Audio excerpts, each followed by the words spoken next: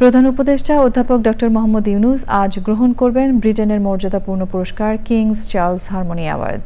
Award গ্রহণের আগে রাজা তৃতীয় চার্লসের সঙ্গে একান্ত বৈঠক করেন তিনি।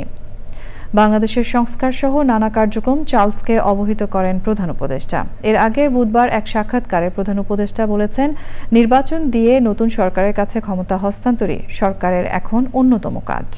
মুস্তফা মল্লিকের রিপোর্ট। অধ্যাপক মোহাম্মদ ইউনূস লন্ডনের বাকিংহাম প্যালেসে পৌঁছলে তাকে স্বাগত জানান রাজা তৃতীয় চার্লস। চার্লসের সঙ্গে একান্ত বৈঠকে অংশ নেন প্রধান উপদেষ্টা। ৩০ মিনিটের এই বৈঠকে বাংলাদেশ ও যুক্তরাজ্যের দ্বিপাক্ষিক নানা বিষয় নিয়ে আলোচনা করেন তারা। একটা প্রাইভেট মিটিং ছিল, এটা ওনারা দুইজনই ছিলেন ওই মিটিংয়ে, এবং সেই মিটিংয়ে বাংলাদেশের যে একটা বড় রকমের একটা যে ট্রানজিশন হচ্ছে সেগুলো নিয়ে কথা হয়েছে। এই ইন্টারিম গভর্নমেন্ট কি রিফর্ম ইনিশিয়েটিভ নিয়েছে সেটা নিয়ে কথা হয়েছে। এই পুরো ট্যুরের এটা ছিল সবচেয়ে আমরা বলবো যে সবচেয়ে ইম্পর্টেন্ট ইভেন্ট। লন্ডনে সেন্ট জেমস প্যালেসে মর্যাদাপূর্ণ কিংস চার্লস হারমোনি অ্যাওয়ার্ড গ্রহণ করবেন প্রধান উপদেষ্টা। এই পুরস্কার তাকে তুলে দিবেন রাজা তৃতীয় চার্লস। অ্যাওয়ার্ডটা একটা রেয়ার অনার ওনার জন্য।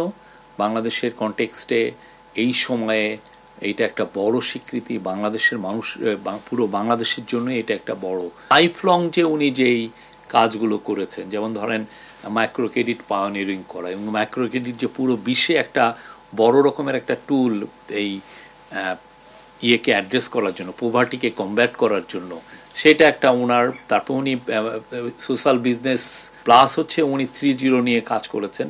তো কিং চার্লস এই ওনার যে পুরো যে লাইফ লং যে ডেডিকেশন মানুষের জন্য, মানুষের মঙ্গলার্থে যে কাজগুলো উনি করেছেন, তারই স্বীকৃতি king Charles the third harmony award. বুধবার চ্যাথাম হাউসে মূল বক্তা হিসেবে নীতি সংলাপে অংশ নেন অধ্যাপক ইউনূস।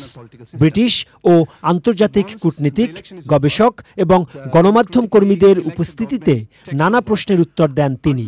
সংলাপে অধ্যাপক ইউনূস জানান, নির্বাচন দিয়ে নতুন সরকারের কাছে ক্ষমতা হস্তান্তরই তার সরকারের অন্যতম কাজ।